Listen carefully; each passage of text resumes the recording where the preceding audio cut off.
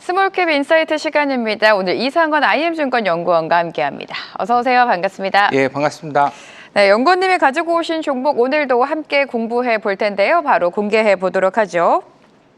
고영 가지고 오셨습니다. 수술용 로봇을 제작하는 기업인데 어떤 성과를 내고 있고 자세하게 어떤 기업인지 먼저 살펴볼게요. 먼저 고영은 이제 앵커님이 소개하듯이 내수술용 로봇도 만들지만은 원래는 S&T 검사 장비였습니다. 그래서 주로 하는 검사 장비는 뭐냐면은 우리가 기판에 납 도포가 올바르게 분포돼 있는지, 균형하게 분포됐는지를 검사하는 장비고, 그 다음에 더 나아가서 기판의 부품들이 잘 부착이 됐는지 그거를 확인하는 건데, 원래 이런 S&T 검사 장비 같은 경우에는 보통 2D로 해서 그 수평으로 검사를 했는데 높이까지 고영이 세계 최초로 3D를 적용하면서 높이까지 하면서, 이게 왜 중요하냐면 몇 미리까지도 고르게 분포되는 걸 확인할 수 있기 때문에 이런 기술력이 고영의 큰 기술력이었습니다. 그래서 지금 3D에서 S&T 장비는 두 종류가 있는데 AO 장비와 그 SPI 장비가 있는데, 이게 세계 시장에서는 점유율 한 50% 정도로 고영이 압도적으로 1위를 랭크한 업체입니다. 그래서 이 몇 미리를 분석하면서 이 기반으로 해서 내수술용 로봇을 제작을 했고, 우리나라 같은 경우에는 2016년도에 식약처 허가를 받았습니다. 그래서 식약처 허가를 받고 나서 2020년부터 연세대 세브란스 병원에서 카이메로라는 브랜드로 납품을 시작을 했고, 그다음에 삼성 서울병원이라든지 지금 대다수의 큰 병원, 종합병원에는 요 내수술용 로봇이 부착이 됐고, 작년도 같은 경우에는 4대 정도 팔렸는데 올해는 국내산 8대 정도 판매가 예상된다. 그렇게 보시면 될 것 같습니다. 네, 체크 포인트도 하나씩 살펴보도록 하겠습니다. 그렇다면 고영의 주가를 끌어올릴 만한 모멘텀 어디서 찾아보면 좋을까요? 첫 번째 체크 포인트 앞서서 간단하게 설명해 주셨지만 뇌수술용 의료 로봇 FDA 인증을 획득했다. 지금 미국 시장에 좀 집중적으로 공략을 하고 있는 것 같은데 자세하게 들어가 볼게요.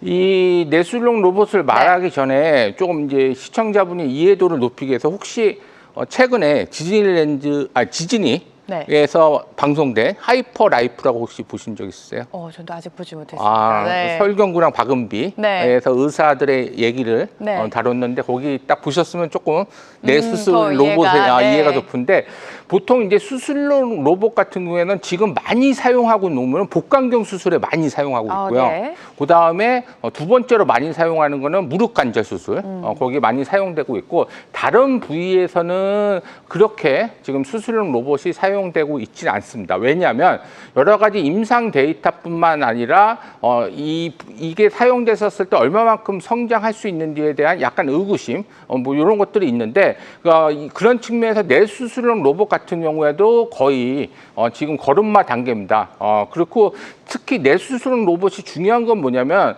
뇌를 수술하다가 조금만 다르게 신경을 건드리는지 하게 되면은 사람이 신경이 마비까지도 올 수 있기 때문에 진짜 의사들도 정확도가 좀 있어야 되는데, 이 정확도를 높이기 위해서 고영 같은 경우에는 여러 가지 센서를 장착을 해서 오히려 내비게이션 역할, 의사들의 내비게이션 역할을 할 수 있는 부분이 있고, 그 다음에 그 침대로 만들었기 때문에 의사들의 그 스페이스 활용성이 뛰어나다는 부분이 있습니다. 그래서 미국 시장 같은 경우에는 제약 바이오뿐만 아니라 수술용 로봇도 거의 세계 시장에서 한 50% 이상을 점유하고 있기 때문에 가장 큰 시장입니다.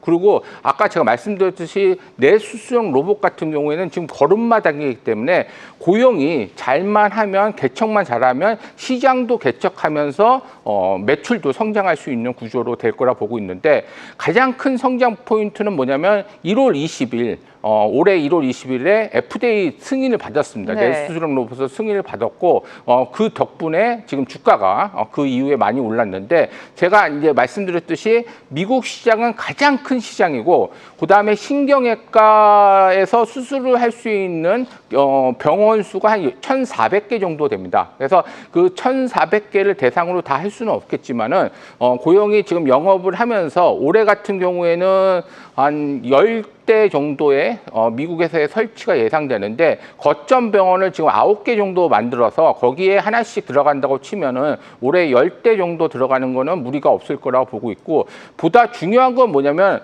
설치가 된 다음에 의료기기 같은 경우에는 임상 데이터로 임상을 하는 게 아니기 때문에 오히려 FDA 승인 받은 다음에 데이터를 쌓아야 됩니다. 그렇기 때문에 이런 데이터가 많이 쌓아지면은 해를 거듭할수록 매출이 올라갈 수 있는 부분이 있는데, 제가 이제 예상하는 거는 올해 10대 설치가 하면은 여러 가지 부분들에 대해서 성장이 되면서 그 2027년도에는 한 50대 내지 60대 미국에서 설치가 가능하면서 성장성이 좀 가속화될 수 있는 부분이 있다, 그렇게 보시면 될 것 같습니다. 네, 뇌수술 로봇 시장이 계속해서 커지고 있는 이 시점에서 고영이 뛰어난 기술력으로 게임 체인저 역할을 할 수 있다라는 기대감이 커지고 있는데요. 두 번째 체크 포인트도 만나보도록 하겠습니다. 두 번째 체크 포인트는 미국 ASNS입니다. 신경외과 학회에서 뇌수술용 로봇을 공개를 했고, 현지에서 미국 의료진으로부터 좀 긍정적인 성과를 받았다라는 이야기가 나오고 있는데, 이 부분도 살펴볼게요.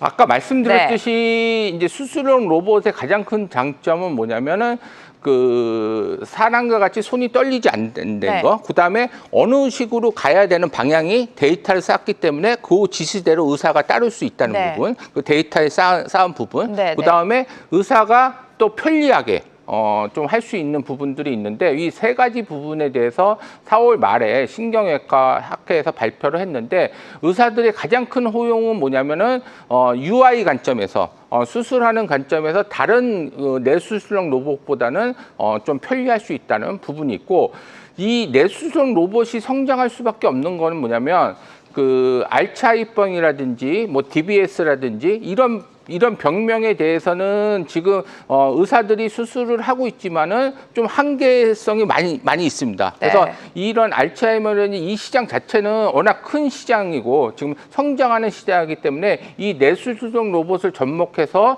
또 성공률을 높일 수 있는 확률이 높기 때문에 이 부분이 많이 호응을 얻어서 앞으로는 좀 성장성이 가속화될 수 있는 기반이 됐다, 그렇게 보시면 될 것 같고, 의료기기 같은 게 마케팅은 학회에 가서 세일즈를 하고 있는 거기 때문에 이 가장 큰 신경외과 학회에서 호응을 얻었기 때문에 앞으로의 설치 속도는 빨라질 거라고 보고 있습니다.